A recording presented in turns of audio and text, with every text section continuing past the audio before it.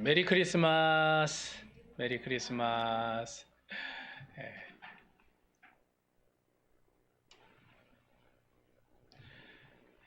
오늘 또 특별 찬양으로 귀한 찬양을 또 준비해서 이렇게 해주셔서 너무 감사드리고, 오늘이 이제 성탄절인데 그 미국에서는 요즘에 메리 크리스마스라고 요즘에 잘 안 합니다.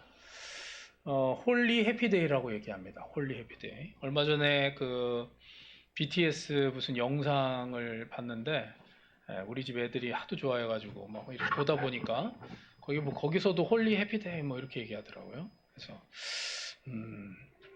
메리 크리스마스가 맞습니다. 홀리 해피데이 이건 뭐죠? 해피 홀리데이죠. 해피 홀리데이라고 얘기하는 건 아니에요. 그러니까 이제 자꾸 예수님이 흐릿해져 가는 거죠. 예수님의 탄생이 계속 흐릿해져 갑니다. 한국에서는 요즘에 뭐라 그러죠? 기독탄신일이라고 그래요. 기독탄신일. 그래서 지금 교계에서 많이 이제 막 그 이야기를 하고 있습니다. 원래 불교 쪽에서 언제 처음 1970년대부터 거의 한 90년대까지 성탄이 아니죠. 석가 탄생일 이렇게 했어요. 탄생일 이렇게 하다가 90년도부터 해서 석가 탄신일로 또 바꿨어요. 그러다가 1997년도 2017년도입니다. 그때 또 바뀌었습니다. 여러분들 아시죠? 부처님 오신 날 이렇게 바뀌었습니다. 그래서 지금은 다들 부처님 오신 날 이렇게로 다 알고 있죠 또. 근데 기독 탄신일은 이것도 똑같아요. 처음에 기독 탄생일 뭐 이래가지고 1945년 해방 이후에 그렇게 썼습니다. 이제 중국의 영향을 받아서 그렇게 썼죠. 그러다가 1970년도에 들어서면서 기독 탄신일로 바뀌었는데 그게 지금까지도 바뀌질 않은 거예요. 그러니까 이게 어떻게 보면 정치 쪽이나 공무원 쪽에 있는 그 크리스찬들이 너무 그 뭐라 그래야 돼요? 그 관심이 없었다는 거죠. 관심이 없었다는 거. 그리고 이거를 이렇게 쓴 일이 별로 없었습니다. 그러니까 아마도 이제 교회가 많이 부흥하고 이제 교회에서는 다 성탄절 이렇게 하다 보니까 이제 그렇게 쓰는 일들이 별로 없다 보니까 그냥 그렇게 놔둔 것 같아요. 근데 요즘에 갑자기 이제 기독 탄신일 이렇게 됐죠. 그러니까 이제 갑자기 막 이게 웬 거냐 그랬더니 옛날부터 썼던 거다 또 이렇게 얘기 나오니까. 그러니까 정신을 차려야 돼요. 그러니까 우리가 그냥 멍하니 있다가는 그냥 세상이 흘러가는 대로 그냥 놔두고 다 거기에 그냥 따라가게끔 돼 있어요. 원래는 그냥 크리스마스라고 하는 게 제일 좋습니다. 크리스마스. 뭐 성탄절 뭐 이런 거보다도 크리스마스. 크리스마스는 뭐죠? 크리스는 뭐죠? 크라이스트죠.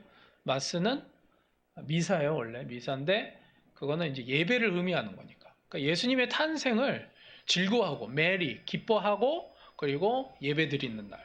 이게 제일 좋죠. 메리 크리스마스가. 이게 제일 좋은 건데 이걸 자꾸 없애려고 하는 거예요. 미국에서도 해피 홀리데이로 바꿔버리고 오늘 크리스마스라는 것을 우리가 좀 잘 생각하면서 오늘 말씀을 좀 봤으면 좋겠습니다. 14절을 중심으로 오늘 봅니다. 18절까지인데 14절이 핵심 구절입니다. 물론 12절은 우리가 너무나도 잘 아는 말씀이긴 하지만 실제적으로 18절까지의 말씀의 중심 구절은 14절입니다. 자, 14절을 같이 한번 읽겠습니다. 14절. 자, 같이 읽겠습니다. 시작. 말씀이 육신이 되어 우리 가운데 거하심에 우리가 그의 영광을 보니 아버지의 독생자의 영광이요 은혜와 진리가 충만하더라. 아멘. 예. 여기 보면은 이제 그 말씀이 육신이 되어 우리 가운데 거하시는데 그분의 영광이 있다 이렇게 얘기합니다. 예수 그리스도의 영광이죠. 여러분들 크리스마스가 되면 가장 뭘 하냐면 장식을 하죠. 장식을. 그래서 어디나 지금 우리 교회도 뭐 여기도 있죠. 뭐 여기도 있죠. 여기도 있죠. 여러분 잘 보세요. 보면은 뭐가 있죠? 이 반짝반짝거리는 게 있어요. 그죠? 반짝반짝. 뭐 금가루 같은 게 막 묻어 있고, 여기도 뭐 하여간 이것도 금 색깔이고. 제가 이거 그 보석을 여기다 다 붙여놨어요.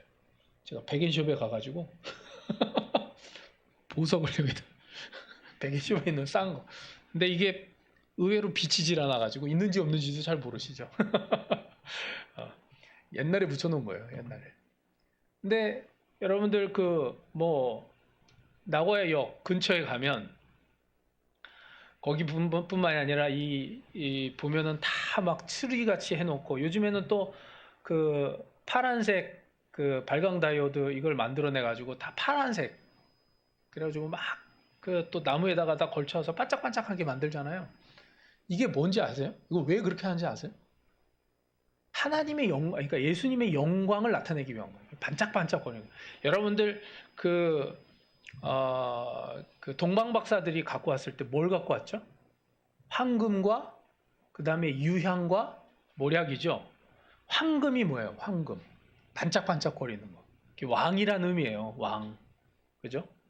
왕이 뭐죠? 영광이 있는 거죠. 영광. 반짝반짝거리는 그 금. 지금 그래서 여기 이렇게 막 반짝반짝거리고 이 전체가 이렇다는 건 원래는 예수님의 영광을 나타내야 되는데, 그걸 보면서 많은 사람들이 뭘 생각합니까? 즐겁게 노는 날, 요거 생각하는 거죠. 뭐 선물 받거나 아니면 뭐 케이크를 먹는 날, 뭐 이런 식으로 일본 사람들은 그렇게 알고 있다는 거예요. 여러분들 성경에 보시면 솔로몬이 하나님께 구한 게 있었습니다. 물론 다윗이 그렇게 그 권면을 했죠. 솔로몬이 하나님께 뭘 구했죠? 뭘 구했습니까? 지혜를 구했죠. 그죠? 그랬더니 하나님께서 뭐라고 얘기하시냐면, 내가 부와 명예를 구하지 아니하고 지혜를 구하였으니 내가 너에게 부와 명예까지도 다 주겠다, 이렇게 얘기했어요. 그것도 정말 잘한 겁니다. 그것도 정말 잘한 거지만, 모세가 하나님께 구한 게 있습니다. 모세는 뭘 구했을까요? 지혜를 구했을까요? 아니면 부를 구했을까요? 명예를 구했을까요? 출애굽기 33장에 보면 모세는 영광을 구했습니다. 하나님의 영광. 자, 우리 함께 좀 보겠습니다. 자, 출애굽기 33장입니다. 자, 출애굽기 33장입니다.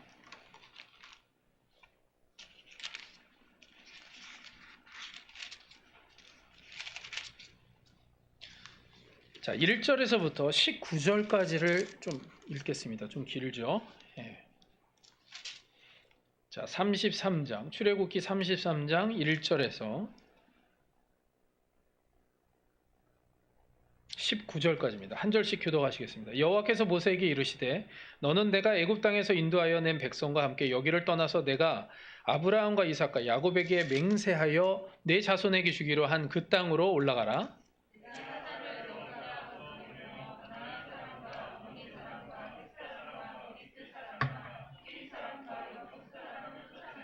너희를 적과 꿀이 흐르는 땅에 이르게 하려니와 나는 너희와 함께 올라가지 아니하리니 너희는 목이 곧은 백성인즉 내가 길에서 너희를 진멸할까 염려함이니라 하시니,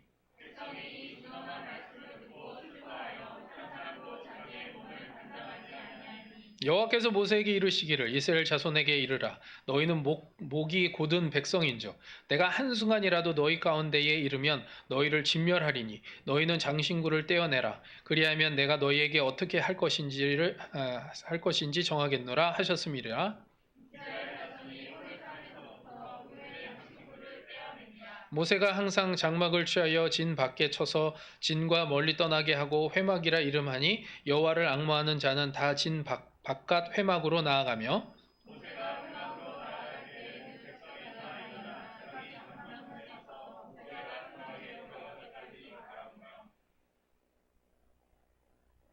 모세가 회막에 들어갈 때에 구름 기둥이 내려 회막 문에 서며 여호와께서 모세와 말씀하시니,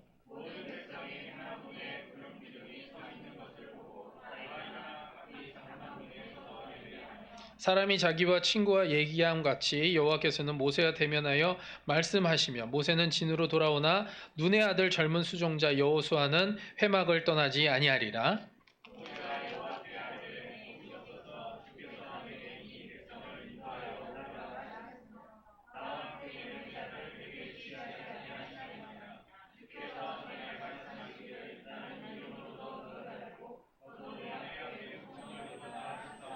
내가 참으로 주의 목전에 은총을 입었사오면 원하건대 주의 길을 내게 보이사 내게 주를 알리시고 나로 주의 목전에 은총을 입게 하시며 이 족속을 주의 백성으로 여기소서.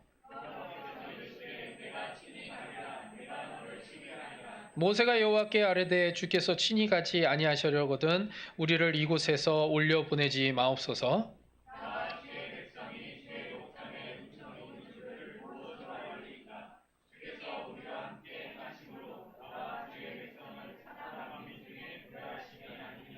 여호와께서 모세에게 이르시되 내가 말하는 이 일도 내가 하리니 너는 내 목전에 은총을 입었고 내가 이름으로도 너를 알미니라. 여호와께서 이르시되 같이요. 여호와께서 이르시되 내가 내 모든 선한 것을 내 앞으로 지나가게 하고 여호와의 이름을 내 앞에 선포하리라. 나는 은혜 베풀 자에게 은혜를 베풀고 긍휼히 여길 자에게 긍휼을 베푸느니라. 아멘. 예. 18절 보시면 뭐라고 나왔죠? 모세가 이르되 원하건대 주의 영광을 내게 보이소서 그랬습니다. 이스라엘 백성을 이제 가나안 땅으로 이끌어내기 위한 그러한 과정 속에 있습니다. 근데 다른 게 아니에요. 다른 걸 구한 게 아니라 하나님의 영광을 보여달라고 얘기합니다. 다른 걸 구한 게 아니었어요. 자, 그 파워포인트 좀 보여주세요. 이 개념으로 여러분들이 잘 이해를 하셔야 됩니다. 오늘 14절 말씀의 내용이 이거예요. 영광이 있고 그리고 그 다음에 은혜와 그 다음에 진리가 있습니다. 원래 영광은 상위 개념이고 그리고 은혜와 진리는 하위 개념입니다. 여러분들 보세요. 예수님의 영광이 없으면 그것이 없는 은혜는 가짜 은혜고 하나님의 영광이 없는 진리라고 하는 건 거짓 진리가 되는 거예요. 하나님의 영광이 있을 때만 은혜와 진리가 가능해지는 거예요.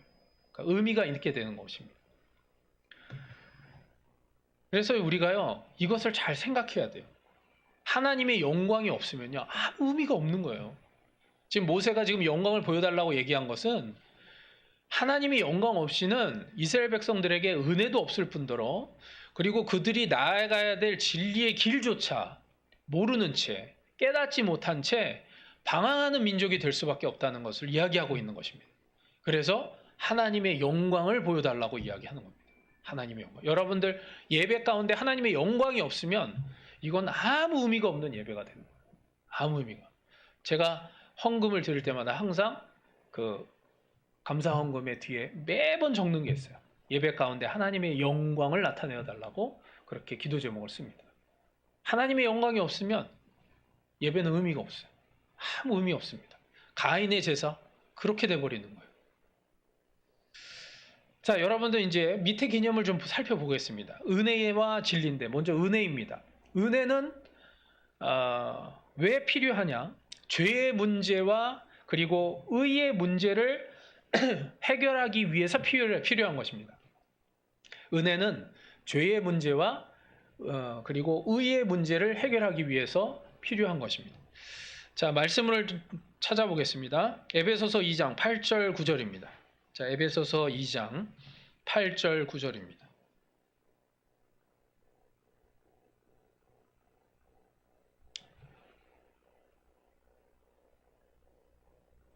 에베소서 2장 8절 9절입니다.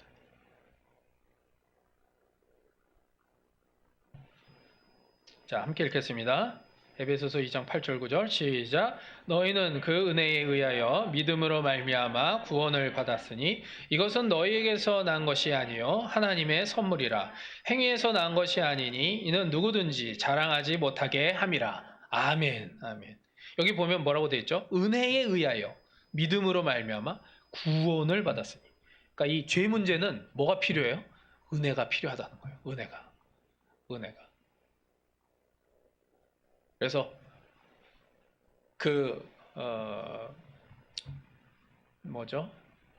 튤립 있죠? 튤립. 그 마틴 루터가 존 칼빈이 얘기했던 5가지 개념 중에 강권적 은혜가 있습니다.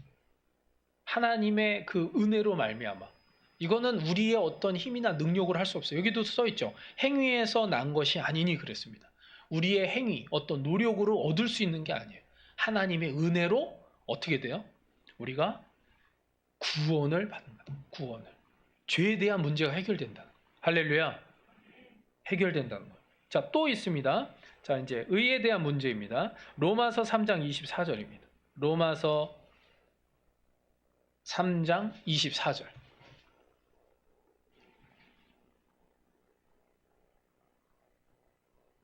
로마서 3장 24절입니다.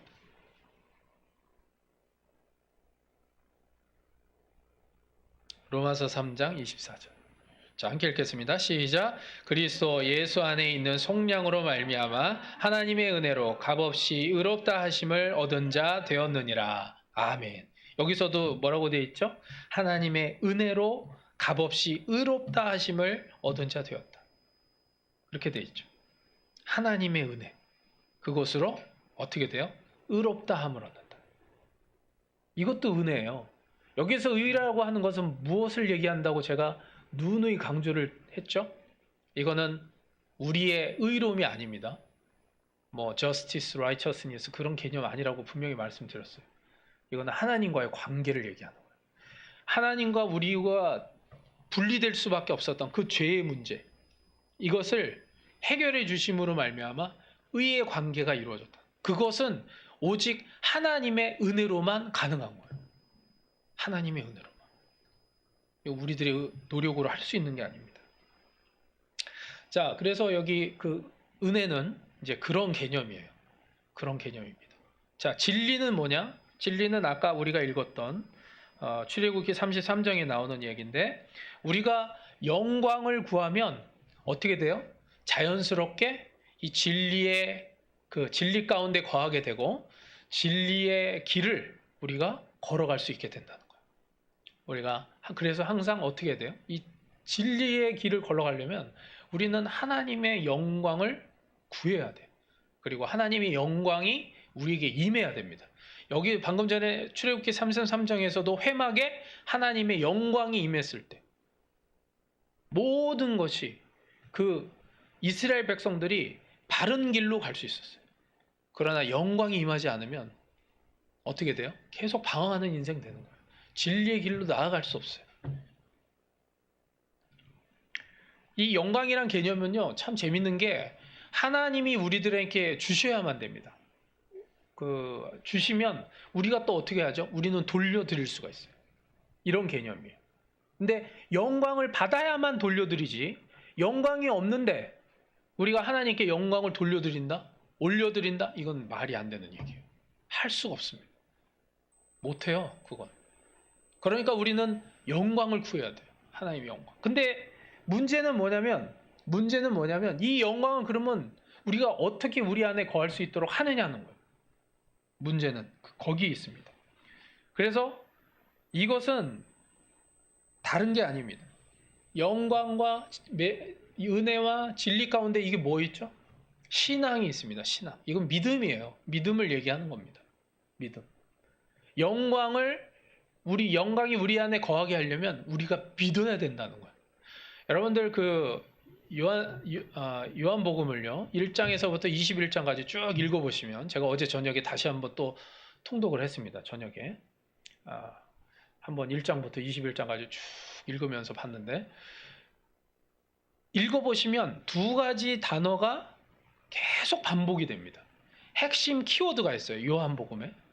첫 번째는 방금 말씀드린 영광이에요. 계속해서 저 단어가 등장합니다. 영광이란 단어가 계속 등장해요. 그리고 또 한 가지는 뭐죠? 물론 이제 믿음이라는 단어도 있지만, 믿느냐, 그리고 또 그 믿음이라는 그런 비슷한 단어들로 계속 연장이 됩니다. 근데 이제 그 연장선에 또 다른 말로도 표현이 돼요. 뭐냐면 영접이란 얘기도 나와요. 그것도 믿음이에요. 영접하는 거. 그래서 오늘 말씀에 12절에 보면은 뭐라고 나오죠? 12절에 영접하는 자, 곧 그 이름을 믿는 자들에게는 하나님의 자녀가 되는 권세를 주셨으니. 잘 아는 말씀이에요. 그죠? 영접하는 자를 다시 바꾸면 뭐르죠? 믿는 자. 그죠? 믿는 자, 곧 그 이름을 여기 믿는 자 또 나오네요. 그 이름을 믿는 자들에게, 그죠? 영접하는 건 믿는 자라고 우리가 얘기할 수 있어요. 그죠? 그러니까 받아들이는 게 영접하는 거예요. 여러분들 그 가나의 혼인잔치, 요한복음 2장에 가나 혼인잔치 나옵니다. 처음에 예수님은 뭐였냐면 손님이었어요. 근데 마리아 그 어머니가 뭐라고 얘기하냐면 예수님께서 뭔가 얘기하면 니네들이 좀 얘기를 들어라 이렇게 얘기하거든요. 그랬더니 그 예수님이 뭐라고 얘기하시냐면 아직 때가 아니다 이렇게 얘기를 합니다. 제 때가 아닌데요. 그렇게 얘기를 하셔요. 근데도 가서 그래도 얘기하면 니네들이 잘 따라야 돼 이렇게 얘기를 합니다. 그런데 나중에 그 술독에 그 포도주를 담은 술독에 이제 술이 다 바닥이 납니다. 그리고 나서 이제 술이 없으니까 포도주가 없으니까 막 사람들이 막 이제 난리가 난 거죠. 이제 연회를 계속 열어야 되는데 술이 없으니까 이거 어떡하지 막 이래요. 그때 예수님이 그 술독이 아니라 그 물동이가 있어요. 손 씻고 발 씻는 거예요. 되게 큰 거죠. 손님들이 연회를 열려면 손님들이 많이 올 거 아닙니까? 그러면 물동이가 얼마나 크겠어요? 아마 한 개에 한 요 정도 될 겁니다. 그래서 바가지를 퍼가지고 이렇게 씻고 할 텐데 그게 한 6개가 있었습니다. 근데 거기다가 하인들에게 뭐라고 얘기하냐면 물을 담으라고 그래요. 물을 넣으라고. 그리고 나서 그 하인들이 왜 거기다 물을 다시 넣으라고 하지? 라고 생각하면서 물을 넣었는데 그 물이 포도주로 변한 거예요. 이건 뭐죠? 처음에는 손님이었어요. 예수님이. 근데 이제 그 집이 예수님을 뭘로 받아들이기 시작했어요? 주인으로 받아들이자 기적이 일어난 거예요. 할렐루야. 받아들이는 거예요. 그 이야기를 하는 거예요. 예수님이. 3장에 넘어가면 니고데모 나오죠. 니고데모가 뭐라고 그래요? 구원에 대해서 이야기합니다. 물어봅니다. 거듭남에 대해서 이야기합니다. 그랬더니 예수님이 뭐라고 그래요? 너 믿어라 라고 얘기하는 거예요. 믿어라. 왜 넌 안 믿냐 이거예요. 거듭남에 대해서 뭐 또 이야기하니까 그럼 내가 태 속으로 들어갔다도 나와야 됩니까? 뭐 하여간 조금 엉뚱한 얘기를 하고 있어요. 그러니까 네가 자꾸 그런 식으로 보니까 그러니까 영접을 안 하고 나를 받아들이지 않으니까 그딴 소리 하는 거야. 이렇게 얘기하는 거죠. 안 받아들이면 계속 딴소리 하게 돼 있어요. 그리고 그러니까 잘못된 행동을 계속 하게 됩니다. 또 4장에 넘어가면 또 뭐가 나오냐면 수가성 여인이 나와요. 그죠? 사마리아 여인. 그죠? 그래서 예배를 뭐 그리심산에서 드리기도 한다고 그러고 뭐 어찌고 저쩌고 계속 얘기를 합니다. 그런데 나중에 뭐라고 그러냐면 내가 그리스도다 이렇게 얘기하니까 그때 완전히 받아들이고 나서 자기 마을로 돌아가 가지고 내가 예수 그리스도 구세주를 메시아를 봤다 막 이러면서 얘기합니다. 믿은 거죠. 받아들인 거예요. 처음에는 우물가에서 당신은 유대인이고 나는 사마리아의 사람인데 어떻게 상종을 할 수 있습니까? 라고 받아들이지를 않았죠. 근데 계속해서 조금씩 받아들이려고 이제 다가갑니다. 예수님이 하는 얘기가 뭔가 다른 사람들과 하는 얘기가 달라요. 그래서 조금씩 이야기를 듣다 보니까 나중에는 메시아라는 사실을 알게 되고 그리스도라는 얘기를 알게 되고 그래서 영접을 하는 순간 받아들이는 순간 믿은 순간 자기 마을로 돌아가는 거예요. 이 이야기를 하는 거예요. 계속해서 믿는다, 받아들인다, 영접한다 이 이야기를 하는 겁니다. 그 뒤에도 계속 그 얘기가 나와요. 너희들이 내 안에 너희들이 거하고 내 말이 너희 안에 거하면 너희들은 그러니까 그 뭐예요? 받아들이면 얘기하는 받아들이면 무엇이든지 원하는 대로 구하라 그리하면 다 이루리라. 받아들이라 얘기하는 받아들이라 영접하라 그리고 또 뭐예요? 믿으라. 계속해서 그 얘기가 반복됩니다. 두 가지 단어가 키워드예요. 영광과 믿음입니다. 여러분들 그래서요. 다른 게 아니에요. 여러분들한테 권면하기는 물론 저도 이 보수적인 그 교회에서 자랐기 때문에 막 아멘 남발하는 거 별로 안 좋아해요. 막 그거 별로 안 좋아하거든요. 근데 여러분들 일본에서는 정말 이게 필요합니다. 여러분들 대표 기도가 할 때나 여러분들 또 말씀을 듣고 여러분들 스스로 읽을 때도 마찬가지고 말씀을 들을 때도 마찬가지고 여러분들이 입을 열어서 아멘을 해야 돼요. 그게 영접하는 거예요. 말씀을. 그래야 그것이 여러분들의 신앙이 됩니다. 근데 많은 사람들이 이걸 잘 몰라요. 아니라고 생각해요. 아멘 안 해도 뭐 내가 믿으면 되지. 이렇게 얘기하죠. 제가 말씀을 해드릴게요. 아이리 있죠. 아이리가요. 가끔씩 혼나거든요. 고집을 피우다가 이렇게 얘기해요. 고멘나사이라고 얘기하라고. 그럼 얘기 안 해요. 고멘나사이 빨리 얘기해. 얘기 안 해요. 뭐 아리가또 빨리 얘기해. 안 해요. 절대 얘기 안 해요. 너 아리가또 안 하면 안 줄 거야. 안 해요. 그때 그 표정을 딱 찍어놓고 그 다음에 나중에 억지로라도 아리가또 고멘나사이를 시키고 나서 얼굴 딱 찍어보세요. 얼굴이 달라요. 억지로라도 그 말을 뱉고 나면 사람의 얼굴이 변해 있어요. 이상하죠? 그 제 얘기가 아니에요. 심리학자가 얘기한 거예요. 애들 교육 심리학에 그게 나오는 거예요. 그러니까 자기 입으로 얘기하면 그게 변화가 일어나는 거예요.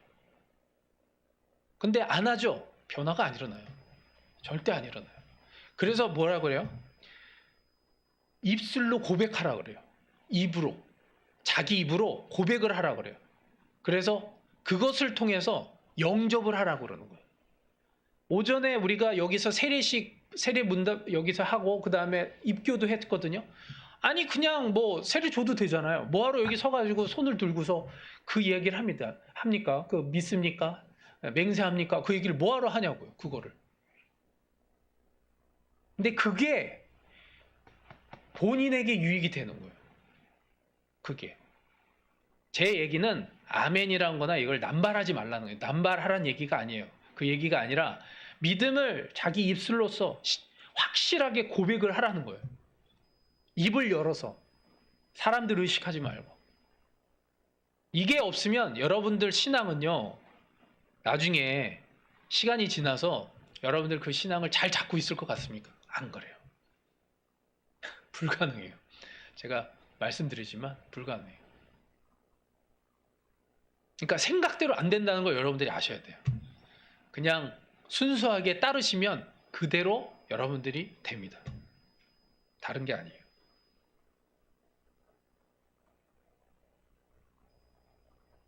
자, 12절 다시 보겠습니다. 12절 다시 보시면 영접하는 자, 곧 그 이름을 믿는 자들에게는 하나님의 자녀가 되는 권세를 주셨으니라 그랬어요. 여기 영접만 하고 끝날 문제가 아니라 이제 영접을 하면 하나님의 자녀가 되는 권세를 주신다 그러는 거예요. 우리가요, 영접을 하잖아요. 이 말씀을 그대로 우리가 받아들이죠.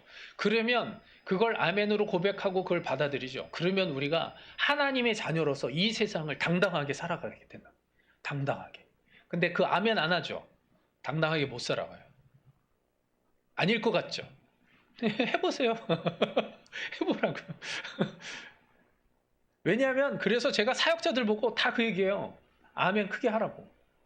아멘 크게 하라고. 왜 그런지 아세요? 사역을 못해요. 사역을 못한다니까요. 아멘 안 하고 할 수 있을 것 같아요? 못해요. 그래서 제가 입을 벌려서 크게 아멘 하라고 그래요. 아멘 하라고. 너희들이 아멘 안 하고 사역 제대로 할 것 같냐? 못한다. 그 얘기했어요. 실제로 그래요. 그래서 맨날 영혼 앞에서 쭈삣쭈삣해요. 할 얘기도 못하고 어떻게 하나 맨날 고민, 걱정, 근심만 하고 그리고서 맨날 생각만 하고 있어요. 왠지 아세요? 입으로 이야기를 안 해서 그런 거예요. 자기가 입으로 고백을 안 하고 아멘을 안 하니까. 그래서 그게 몸에 쌓이면 결국에는 결정적인 순간에 딴짓을 하고 있는 거예요. 그리고 믿음의 행동으로 나아가질 않아요. 그리고 계속 변명만 해요. 뭐 이래서 어렵고 이래서 안 되고 그래서 못했다. 뭐 이런 식으로. 입으로 고백을 해야 되는 거예요. 그래서 이스라엘 백성들에게 선지자들이 다 어떻게 시켰냐면 성경을 읽을 때마다 그 문장이 끝날 때마다 아멘을 시켰어요. 그래서 모든 백성들이 말씀이 끝나자마자 다 아멘을 했어요. 다 아멘. 근데 억지로라도 시킨 거예요. 그거 안 하면 이스라엘 백성의 정체성이 사라지니까. 그거 안 하면 계속 종들로 살아가니까. 종으로만 살아가는 거예요. 예수님이 이 땅에 오신 거는요, 우리가 하나님의 자녀로 살아가기, 당당하게 살아가기를 바라시는 마음으로 예수님이 이 땅에 오셨는데 그러질 못하고 사는 거예요. 여러분들 성경 요한복음도 읽어보세요. 거기 보면은요, 그 믿는 자가 유대인들의 중에서 믿는 자가 있었음에도 불구하고 유대인들의 눈을 의식해서 오지 못했다. 예수님 곁으로 오지 못한 사람들이 있다고 얘기합니다. 요한복음 읽어보세요. 그렇게 된다니까요. 고백을 못해요.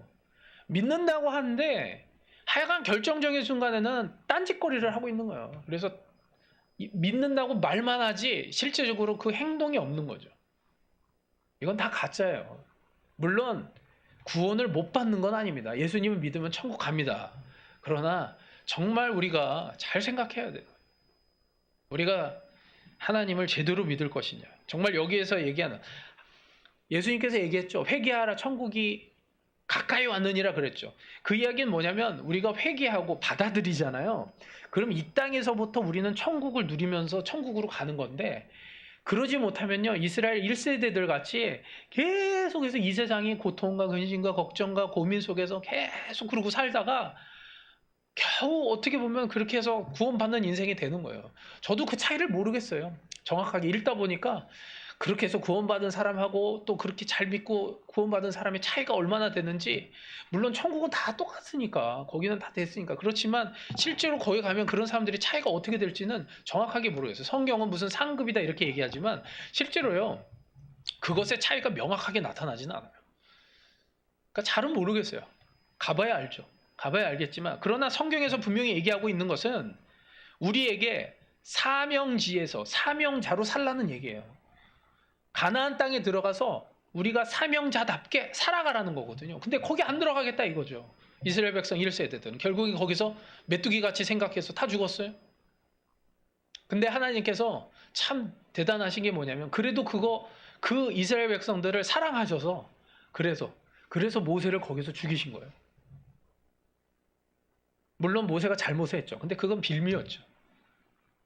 이렇게 생각한 거예요. 하나님께서 모세한테, 야, 네가 그래도 여기서 그 백성들하고 네가 같이 죽고 네가 그렇게 돼야지. 너만 거기서 가나안 땅으로 딱 들어가면 그거 좀 너무하지 않냐? 네가 그래도 이 백성들을 사랑하였다 그러고 이 백성을 구원해 내야 된다. 오늘 지금 33장에도 여기 나오잖아요. 여기 보면은 뭐라고 되죠? 나와 주의 백성이 주의 목전에 은총을 입은 줄을 무엇으로 알리까? 주께서 우리와 함께 행하심으로 나와 주의 백성이 천하 만민 중에 구별하심이 아니니까. 이렇게 얘기했거든요. 이렇게 얘기했는데도 불구하고 모세가 자기만 쭉 해가지고 뿅 해가지고 가나안 땅을 혼자 딱 들어가면 1세대들은 다 죽는데, 그러면 안 되잖아요. 그래서 하나님께서 그렇게 하신 거예요. 그 내용은 시편 109편이랑 그리고 99편에 나와요. 모세가 그렇게 고백했던 내용들이 나옵니다. 그러니까 여러분들, 우리가 이 세상에서 정말 살아가는 데 있어서 무엇이 진리고 무엇이 정말 은혜인지 이걸 우리가 좀 잘 알아야 돼요. 그래서 그렇게 하기 위해서 우리들의 신앙, 그 믿음의 스위치가 필요해요. 믿음의 스위치. 그걸 받아들임이라고 얘기하는데, 영접함이라고. 여러분들 아멘을 잘 하시길 바랍니다. 여러분들 받아들이세요. 말씀을 받아들이세요. 아멘을 남발하는 얘기 절대 아니에요. 받아들이고 그것을 받아들였을 때 그 받아들인 그 말씀을 여러분들 또 그냥 또 이렇게 얘기하면, 제가 그래서 좀 항상 걱정이 되는 게 그거예요. 또 아멘이라고 그러면 아멘이라고 했으니까 또 그걸로 또 끝난다고 또 그렇게 생각하면 안 돼요. 그러니까 아멘이라고 했으면 정말 그 아멘을 아멘답게 삶을 통해서 살아야죠. 이게 필요한 거죠. 우리가 크리스마스 때, 지금 크리스마스 우리 성찬 예배인데, 우리가 세상은 참 많은 그런 세상적 즐거움이나 기쁨을 위해서 그렇게 살아가지만, 우리가 오늘 코로나가 이렇게 확산이 되는 가운데서도 우리가 이 자리에 모여서 이렇게 예배를 드리고 있는 것은 예수님의, 이 땅에 오신 그 예수님의 그 영광을 보려 함이고, 그 영광을 통한 진정한 은혜와 그 진리를 우리가 누리기 위함인 줄로 믿습니다. 정말 그것을 위해서 오신 그분을 우리가 생각하면서 오늘 하루뿐만이 아니라 우리의 인생이 정말 그러한 은혜와 진리로 차고 넘칠 수 있도록 그런 인생이 될 수 있기를 주님의 이름으로 축원합니다. 기도하겠습니다. 사랑이 많으신 하나님 아버지, 은혜를 감사드립니다. 오늘 말씀을 통하여서 정말 다시 한번 예수 그리스도의 영광과 또 은혜와 진리 가운데 거하시는 그분, 또 그 풍성함을 누릴 수 있는 우리를 다시 한번 보게 하여 주시니 감사를 드립니다. 이 말씀대로 우리가 정말 살아가게 하여 주시고